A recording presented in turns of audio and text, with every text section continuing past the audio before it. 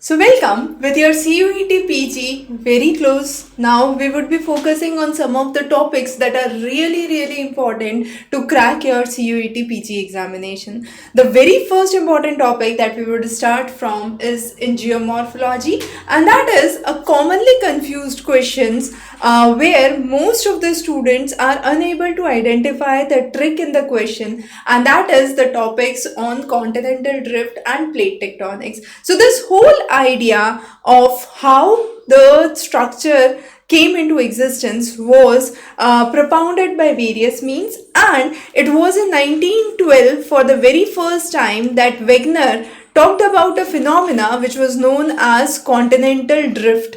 Now, this continental drift theory, which was proposed by Wegener, had a simple idea. The idea was there is a big landmass which is known as Pangaea, and outside that landmass is a huge ocean body which is known as Panthalassa. Now, over the years during the Carboniferous period, what happened was that this Pangaea started to break apart. Now, when it started to break apart, there was formation of continents, and these continents drifted. Now, this drift was based on a concept of big four. What was these big four are important to know. The first was the jigsaw fit. That means, as you can see in this figure, if you try to adjust this and this figure, you would see that the continents actually match. That means the South America, as you can see, fits well with the regions of Africa.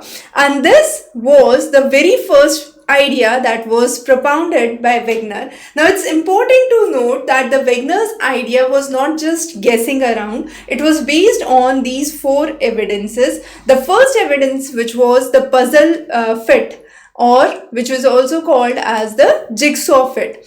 The second was the presence of same fossil evidences on either side of the Atlantic. That means in the region of Africa as well as in the region of South America, the same fossil species was seen, and this was the Mesosaurus.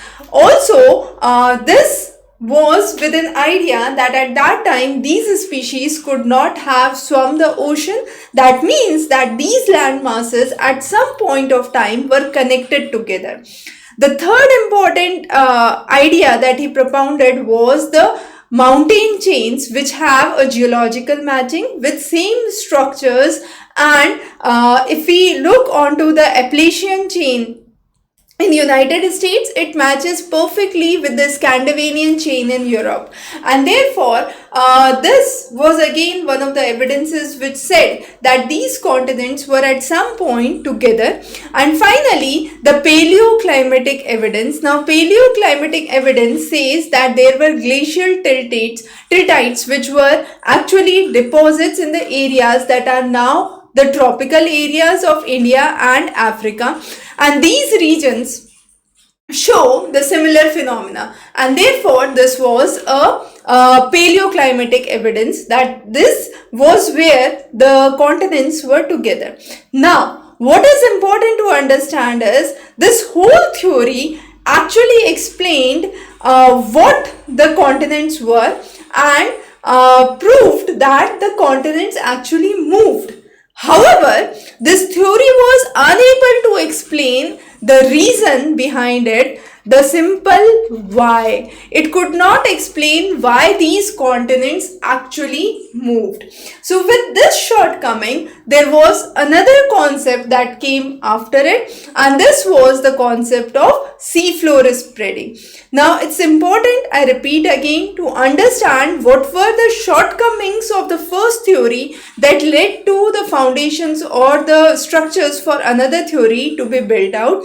Because for example, Wegener suggested forces like tidal force of the moon or flight from the poles. However, these were physically impossible, and therefore this theory was later on rejected, and a new theory came into existence which was based on the principles of seafloor spreading.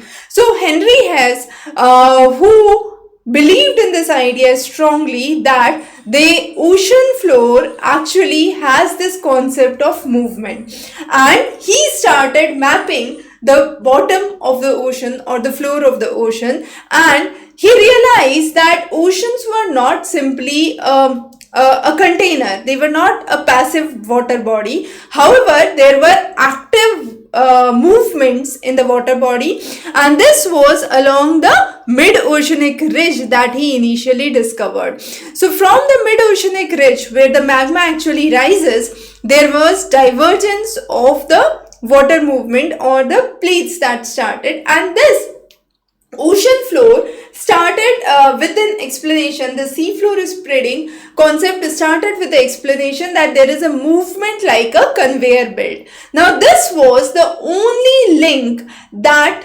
connected the continental drift theory to the plate tectonics theory, and this link was until discovered a missing link, and therefore was very important for further studies on plate tectonics. So seafloor spreading and its idea how it bridged the gap between the two theories was very important, and it wasn't just that the continents were moving through the oceanic crust, either it was a concept where the complete crust itself was moving, and therefore we came up with a modern idea of what was called as plate tectonics. So what happened was the observation that was there, and this observation was based on the idea of continental drift, that simply there was a single landmass that broke apart during the Carboniferous period and it started to drift.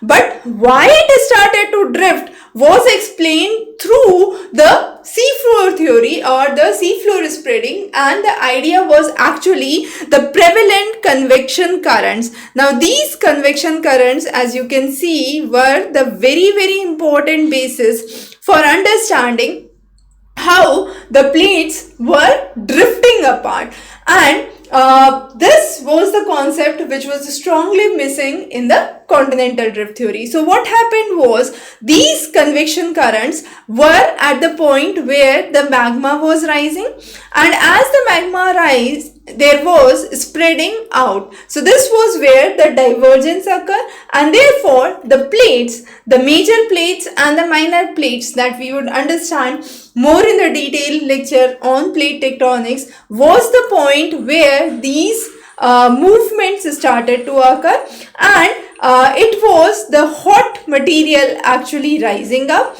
which was the reason for the movement of the plates and finally cooling of that material and settling of that material.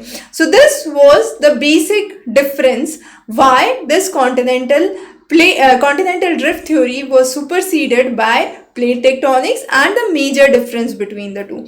Now, for your examination point of view, what kind of questions are usually asked? So in this section, we would understand what kind of questions are asked. For example, this could be a question where you are asked to distinguish between a continental drift and plate tectonics, and we would understand that continental drift does not rely on paleomagnetism because it came as a concept later, and plate tectonics do not rely on jigsaw fit because jigsaw fit is the basis for continental drift. So this choice is incorrect.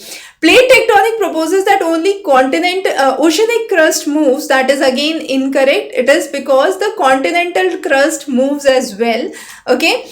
So this choice again becomes incorrect. Wegener proposed plate tectonics. That's incorrect because Wegener proposed continental drift, and continental drift provides the evidence for the movement. That's correct, and the plate tectonics provides the mechanism, the convection currents, which would be the basis for the movement. So C choice is the only choice that becomes very important here. Now, what kind of questions can be further asked? So we have a sample question for you here. Just put the answers for these questions in the comment below, and we'll reply to your comments as we get those. So the question is, Himalaya is formed by the collision of which two major plates, and what type of boundary movement is it? Is it a convergent movement, transform movement, or a divergent movement? We have not covered what is convergent, divergent and transform plate movement in this lecture, but since you have already studied your plate tectonics, let's come on to this question.